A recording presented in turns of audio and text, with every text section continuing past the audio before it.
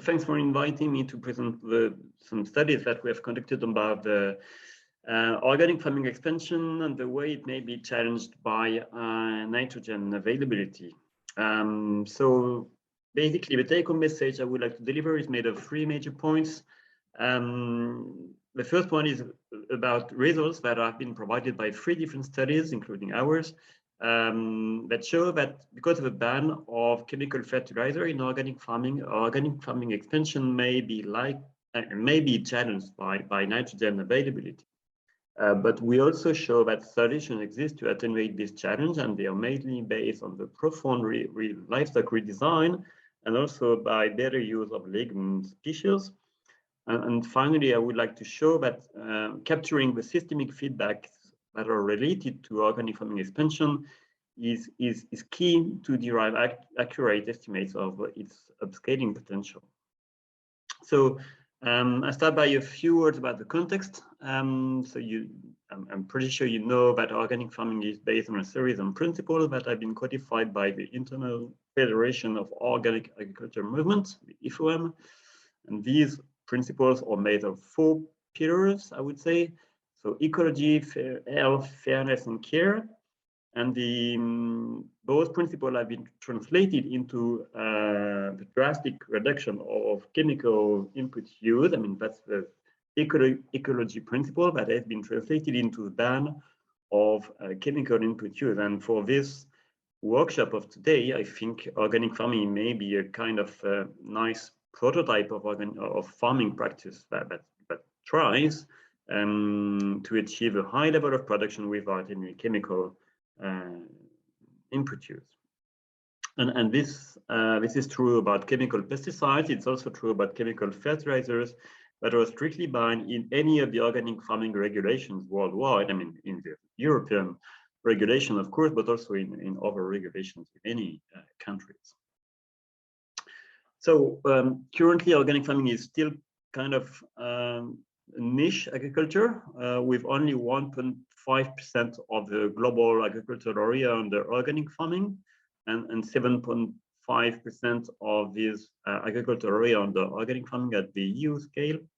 But organic farming experiences a very fast expansion at the global scale.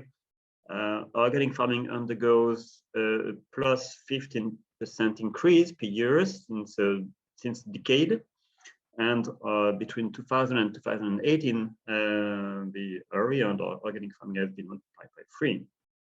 And this large extension of organic farming is driven by both strong demand from consumers, as you can see on the bottom figure. I don't know if you can see my mouse.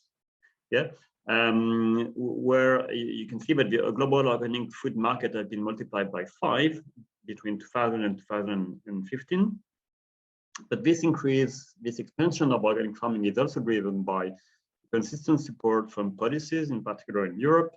And I just put a figure showing the farm to fork strategy that sets 25% of the agriculture under organic farming as an objective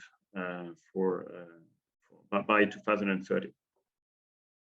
So organic farming is likely to face quite a big upscaling issue, and that drives a number of questions. And among those questions are issues about the performances, I mean, productive performances of organic farming. So currently, the different meta-analyses that have been conducted on this subject shows that organic farming faces a 20-25 yield gap compared to conventional farming. I mean, compared to non-organic farming. That's the way I define conventional farming. And broadly speaking, this yield gap between organic and conventional is driven by both issues about controlling pests, diseases, and weeds, and also issues about crop nutrition, in particular for nitrogen. So regarding pest diseases and weeds, by using a series of solutions such as crop rotation, soil, tillage, mixture of species and varieties, and so on, organic farming system exhibit quite good control of pests, diseases, and weeds, even if weeds is a bit more problematic.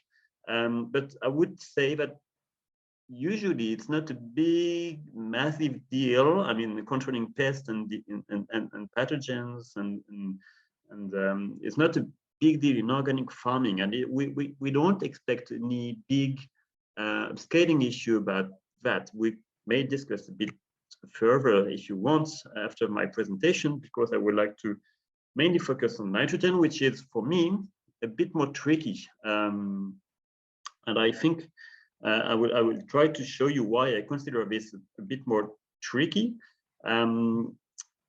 But first, you may know that nitrogen can be supplied to organic crops as animal manure coming from livestock, biological nitrogen fixation operated by leguminous species, either for grain or for fodder production. And nitrogen may also be supplied as compost from urban sources, even if this is strictly regulated and actually not a very big flow regarding organic farming systems. However, those different nitrogen sources are in fact limited. They are limited in their overall quantities because we have a limited number of animals producing manure, and because we cannot put any legume species everywhere in crop rotations. And those nitrogen sources are not evenly spatially located. They are located in some specific regions. So this suggests that organic farming expansion may be challenged by the possibilities for nitrogen supply, I mean, for sourcing some nitrogen. And this is even more true because organic farms tend to source their fertilizing materials in their surrounding environment. I mean, farms are kind of, organic farmers are kind of collecting manure and compost in their surrounding environment. And by doing a survey a couple of years ago on 60 organic farms in France, we had found that they all always think of fertilizing material. They never provide manure for their neighbors. They always collect manure from their neighbors. So expanding organic farming is likely to increase this competition for organic fertilizing materials among farms. And this competition may be even aggravated by kind of what I call a vicious circle that relates crop and livestock production, because the competition for fertilizing materials may lead to a lower nitrogen supply to cropland soils, hence to a lower crop yield. And if we have less crop production, we may change the allocation of crop products to animal food versus feed. I mean, we may have a lower allocation of crop products to animal feed, leading to a lower animal production and to a lower supply of animal manure. And that makes the competition even more important. And I think it's important to capture this kind of systemic feedbacks to derive accurate estimates of the potential for organic farming expansion. So that's the question I would like to address. What are the consequences of organic farming expansion on the global nitrogen cycles? And more specifically, can nitrogen availability limit organic farming expansion globally? So that's the question that we have addressed in this paper, which has been published last year in spring 2021. And in that paper, we have used a model. So in the next couple of slides, I will develop the method that we have used. So we design and we use a spatially explicit model that simulates nitrogen budgets of organically managed cropland soils. So we consider a bunch of crop species. So we consider the supply of nitrogen by not biological nitrogen fixation, but also deposition and the losses from soils and from the management of animal manure. We also account for the crop livestock recycling loop. I mean, the provisioning of fodder and feed to livestock and the provisioning of manure from livestock to cropland soils. And of course, the production of food from cropland and from livestock to human food production. And we also account for the possible external nitrogen sources coming from conventional livestock production, but also from recycling of urban sources, such as wastewater sludges that may be used for fertilizing organically managed cropland soils. Those wastewater sludges are not allowed currently by European regulation, but we consider that as a possibility in our modeling framework. In addition, we have introduced a crop yield response curve to nitrogen supply to soil. So it's a very simple response curve with a rising line and then a plateau, showing that we as a response to nitrogen supply to soil, and we also accounted for a small remaining gap due to poor control of pests, with weeds and diseases in organic fields. And we accounted for the changes in the type of crops grown by combining two different data sets. So we first used the current cropland use for the 61 species that we have considered. So that's data coming from Earthstat database. So that provides maps of harvested area for different crop species. And we combine this with a meta-analysis that we have conducted about the differences in crop rotation between organic versus conventional farming, showing, for example, in Europe, that in organic crop rotations, we have less cereals, less primary cereals, but also less secondary cereals. We have a bit more pulses, grain legumes in organic rotations, and we have way more fodders in temporary fodders, temporary grasslands in organic rotations compared to conventional rotations. So basically, we have started from these maps of current crop species distribution, and we have slightly transformed those maps to account for the differences in crop rotation between organic and conventional. So it may be quite conservative assumption. We may discuss that later, but we have, by accounting for this meta-analysis based on current differences between organic and conventional rotations, we may remain quite conservative somehow. And another point to mention is that we had to account for specific interactions between crop and livestock in our model, in particular because livestock may play a kind of dual role in organic systems. And in particular, we know that livestock manure is hardly transportable, so we can't transfer livestock manure over long distances. And also the organic guidelines say that livestock feed has to be sourced locally. A large fraction of the livestock feed has to be sourced from the farm territory, so it has to be sourced locally. So we translated these elements into modeling in our modeling framework by introducing a mathematical optimization of a livestock population at a grid cell scale in order to maximize food production. And the reason why we did this is that because livestock is actually playing a dual role in organic systems. On the one hand, we may be tempted to increase the animal population because the higher the animal population, the higher the manure production, and this manure is used to fertilize organic soils, and that helps to sustain high levels of crop production. But at the food system scale, we have to decrease the animal population because the animals play like competitors with humans for the use of food products. the use of crop products, sorry. So if we want to attenuate the competition between food and feed use of crop products, we have to decrease the animal population. So those two effects play in different senses. I mean, they are kind of contradictory. So we introduce mathematical optimization to optimize the livestock population. And we did that at the greater scale because livestock manure is hardly transportable and because livestock has to be fed locally.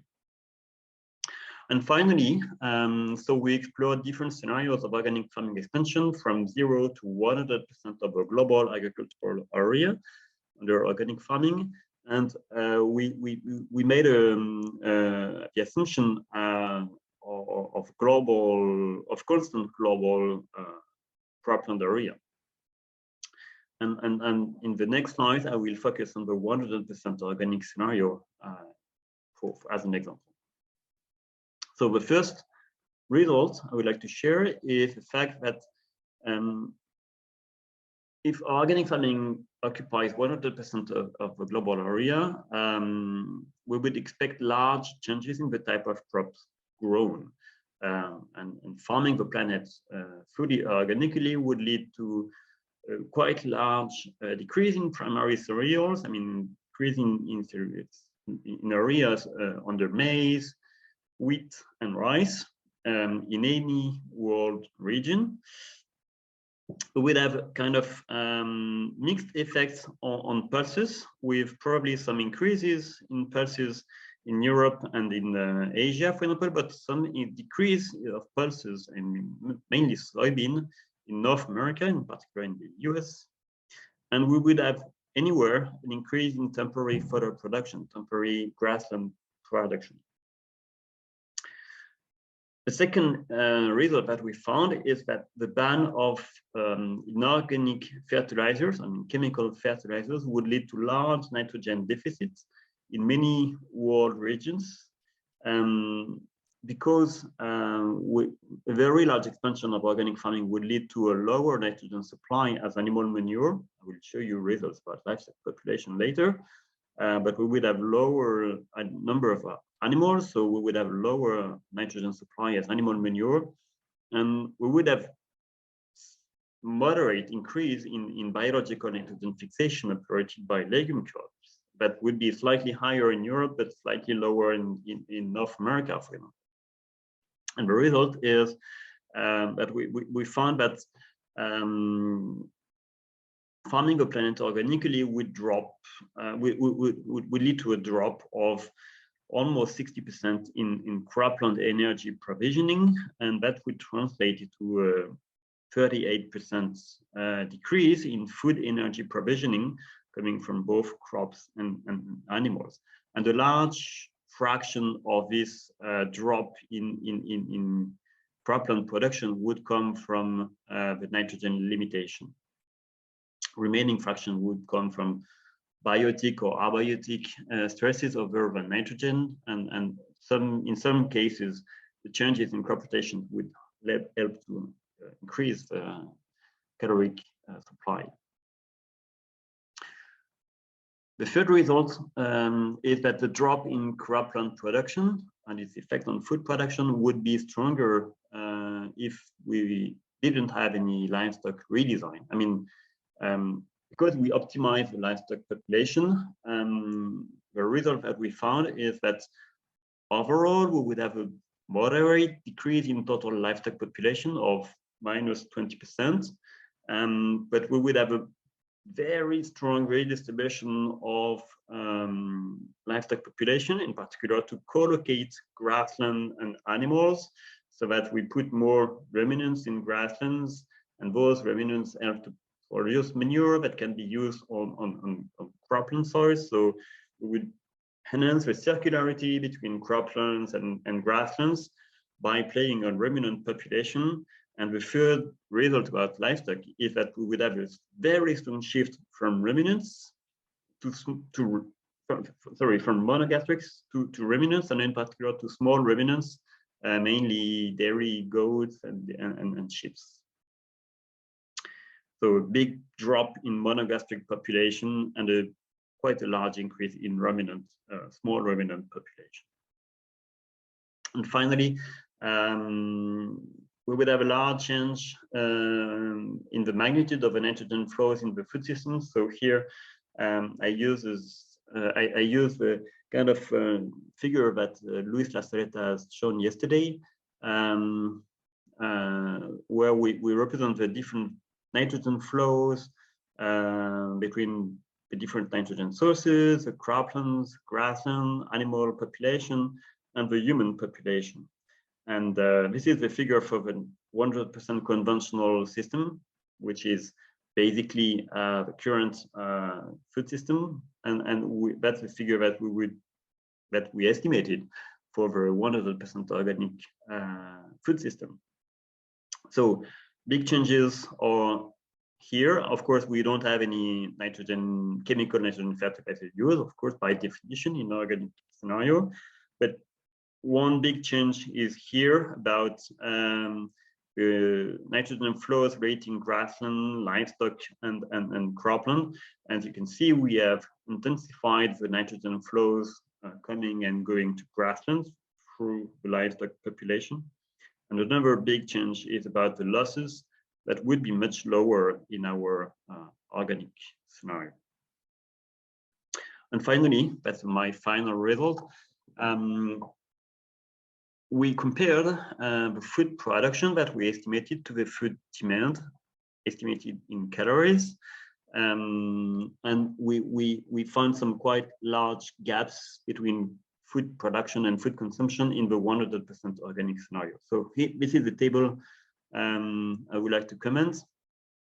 So you have in different lines, different organic scenarios where wastewater may be allowed or not, where conventional manure may be allowed for fertilizing organic soils or not, and different shares of agricultural area under organic farming, so ranging from 20 to 100% organic farming. So I plotted, I put a red arrow here to indicate that the scenario I've just commented in my previous slides is here. That's what I call the REF 100% organic scenario. And in different columns, you have different, let's say, variants of food demand, either based on the current dietary patterns, I mean, the current caloric intakes, and the current waste level. And we have varied level, or we have two different levels of caloric intake, either the current one or another one, which is based on USDA dietary recommendations, where we slightly increase caloric intakes in some regions and slightly decrease it in other regions where we have other consumption of calories. And we have various level of waste reduction, either the current one or half or 100% reduction in waste. And we have different colors showing that the match between food production and food demand may be feasible or probably feasible, probably unfeasible, or in red, unfeasible. And this is the table that we show with the livestock population redesign. If we haven't redesigned the livestock population, the gap would be even worse. And we consider that meeting the global food demand would be possible with a 60% of the global organic, global agricultural area under organic farming. So we would be somewhere here, for example, provided that we have a drastic reduction in food waste and losses. And also, if we have more balanced caloric intakes, we would be somewhere here.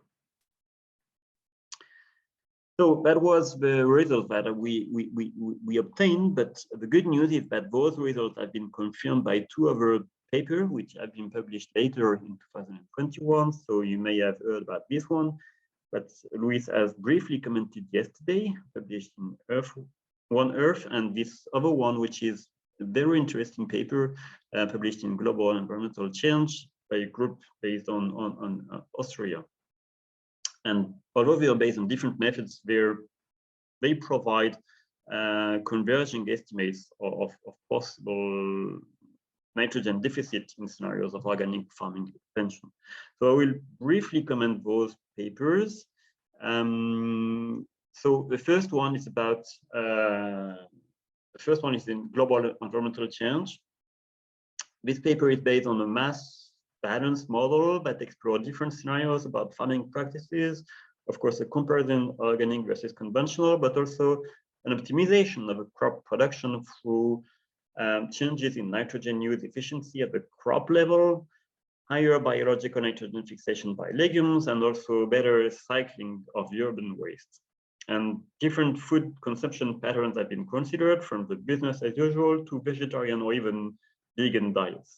This is done at the world region scales under the assumption of free trade of food and fertilizing products. And the scenario is assessed in terms of scenario feasibility, food satisfaction on a mass basis, and for different aspects, including nitrogen supply to crops.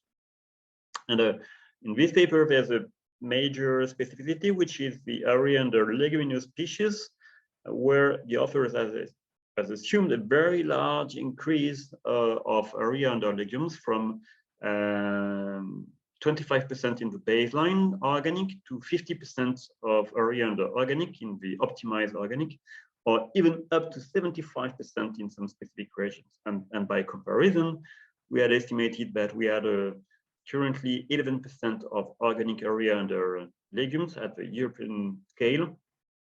So those estimated provided by both offers are way higher than what organic farmers currently do. And in addition, these offers have estimated that those leguminous species would be considered as green manure, meaning that they wouldn't be harvested, they would be returned back to the soil. And the results that these offers have shown is that in any of the organic scenarios that they have considered, they show that we would have a severe nitrogen deficit at the global scale, which is in the same kind of order of magnitude that the one we have estimated, even higher than the one we have estimated. But they also show that this nitrogen deficit would vary according to the food diets. I won't comment that, but we can discuss that further if you want.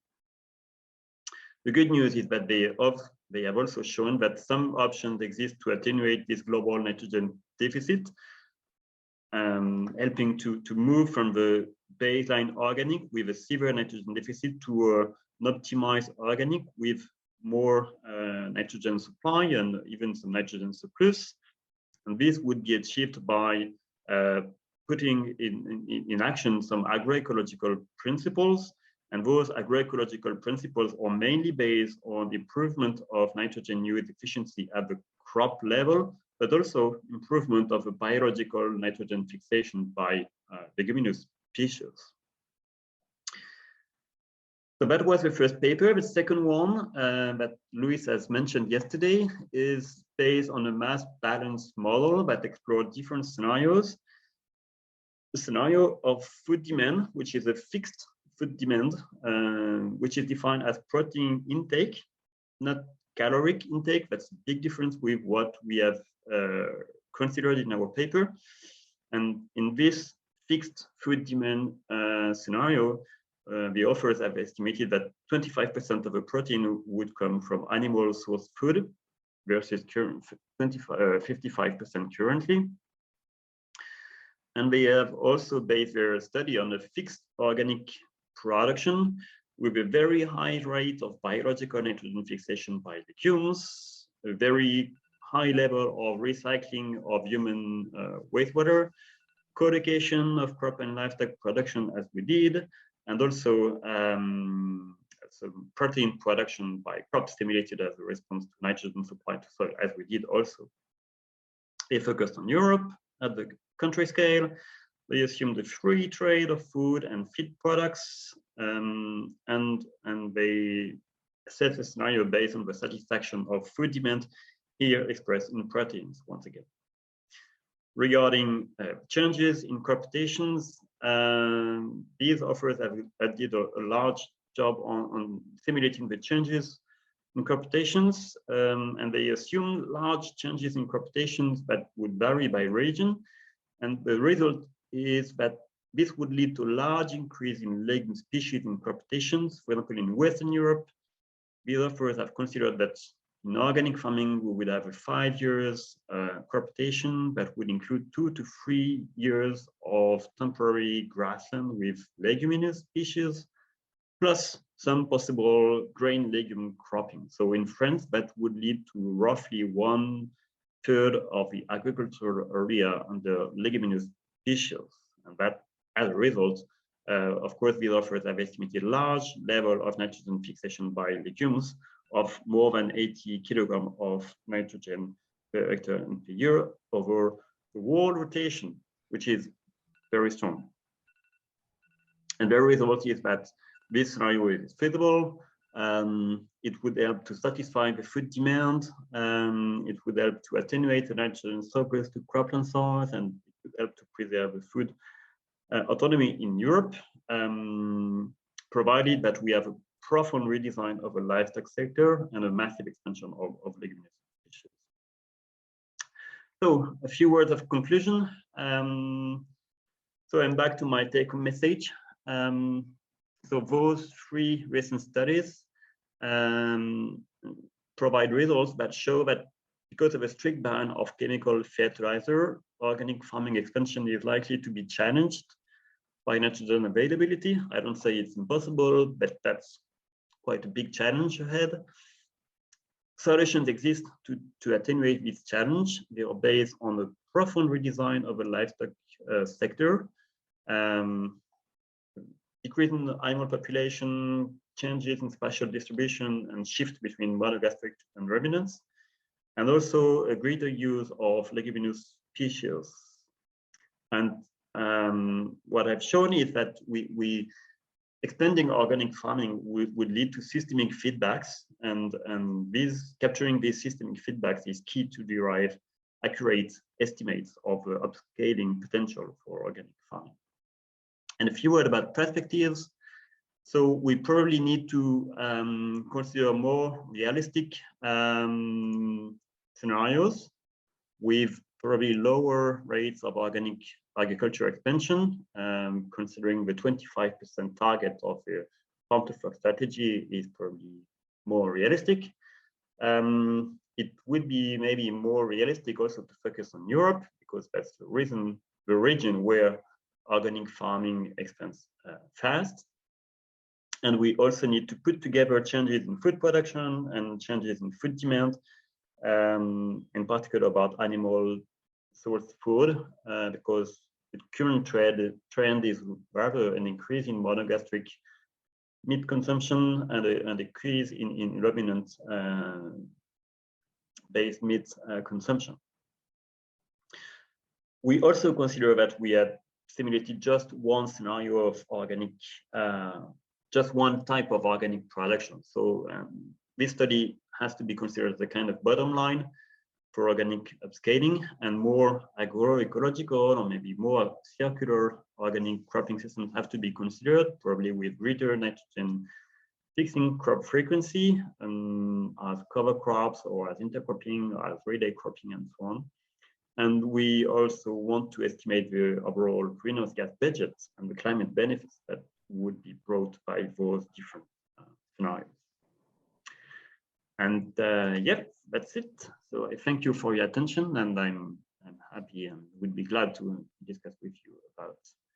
Thank you very much, Thomas, for this nice presentation and very useful insights and results from your work, your own work, and other studies. We have the discussion by Corentin Pinsard. I don't know if you could. Yes, do you hear me? Yeah.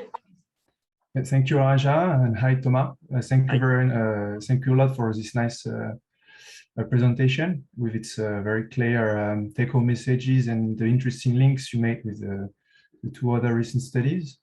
So these conclusions are like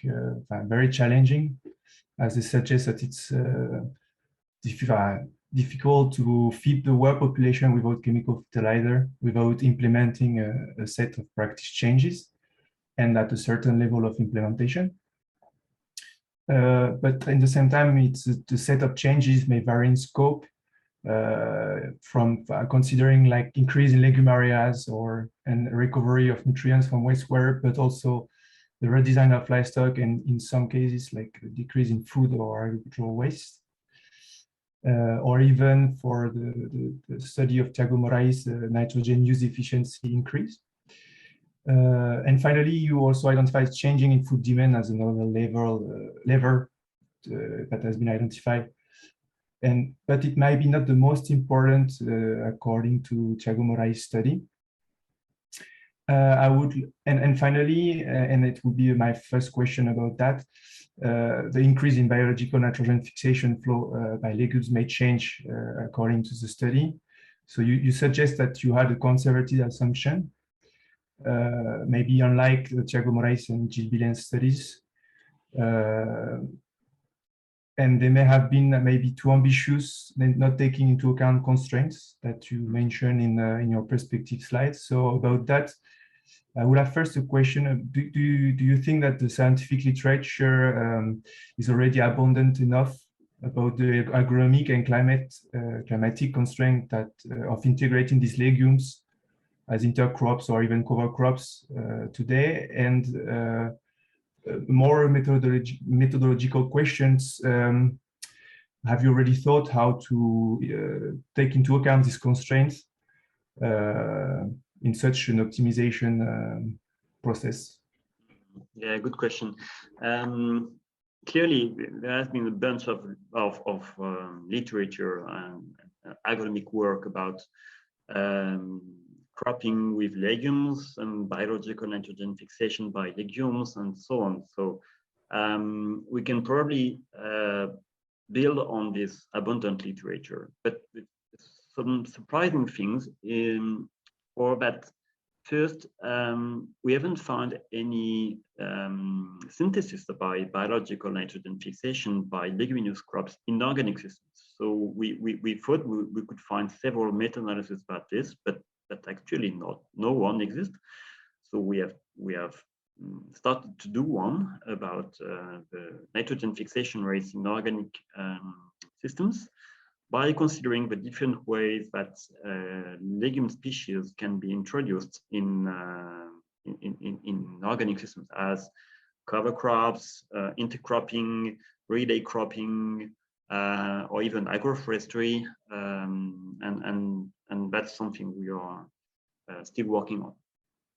And second thing, the question, I mean, the major lever on which we can play is probably by putting cover crops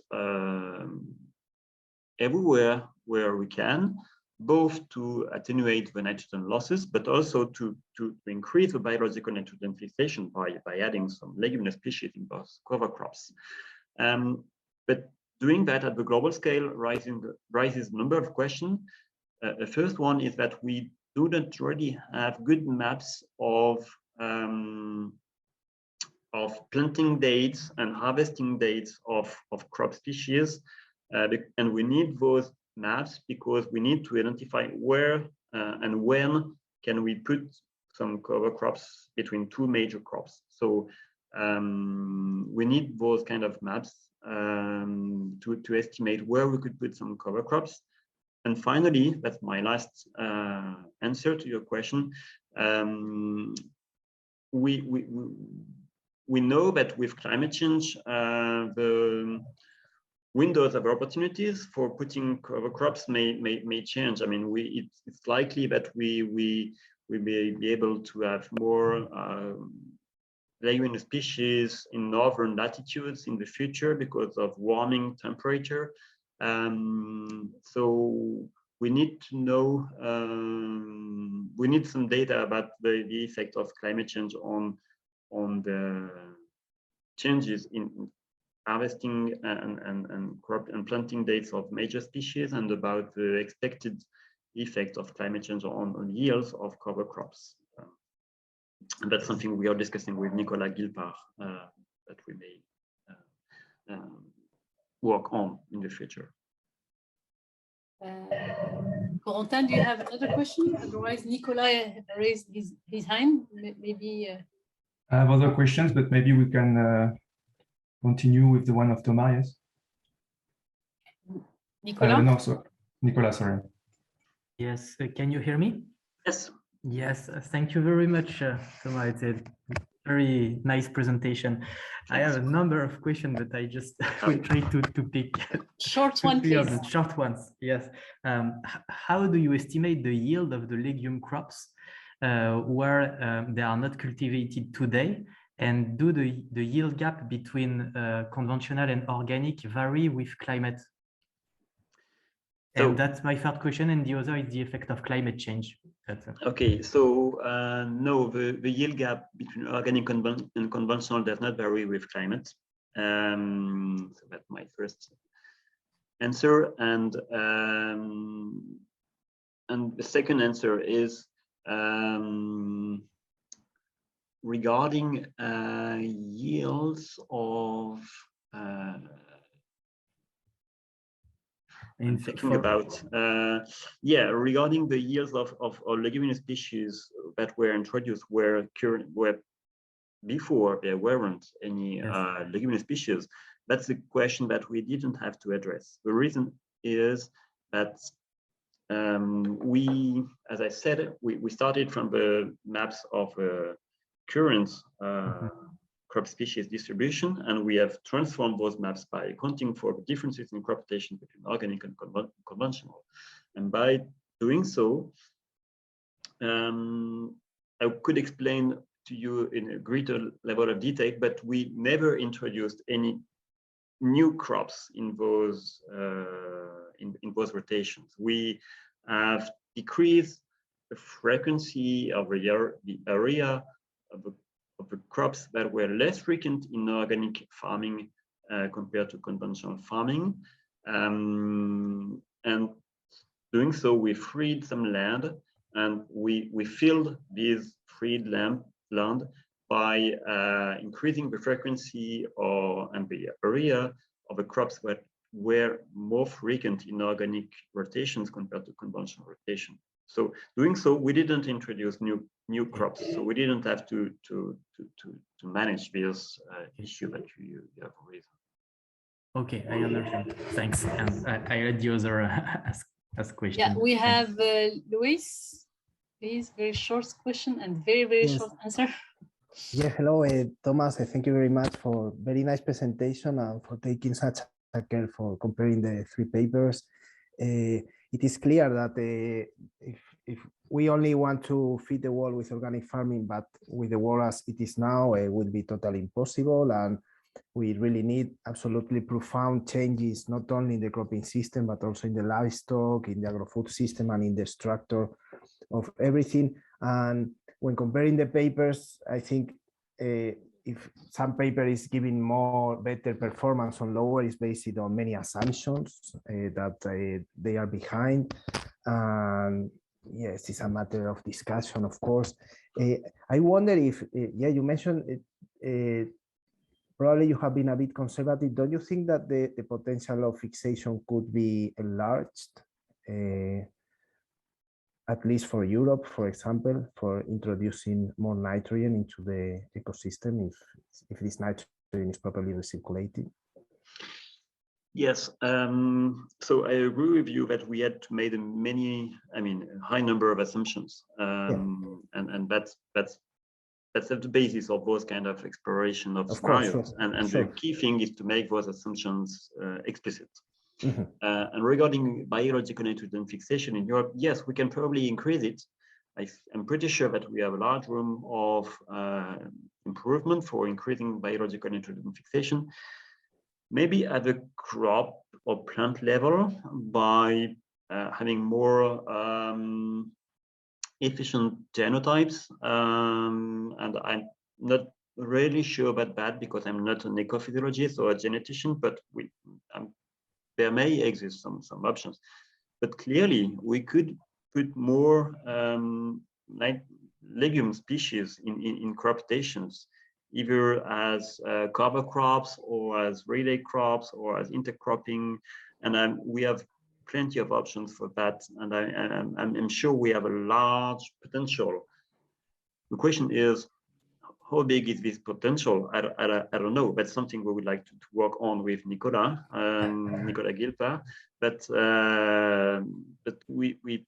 that's still a big question. Yeah, because the question is, where can we put leguminous crops in cover crops, for example, and with which level of BNF? Yeah. Okay. Thank you again. Thank you very much. There is a question in the chat, nice question actually, on David Markowski, asking whether we could consider to have trade of organic fertilizers between countries. Is this could be a solution, for example?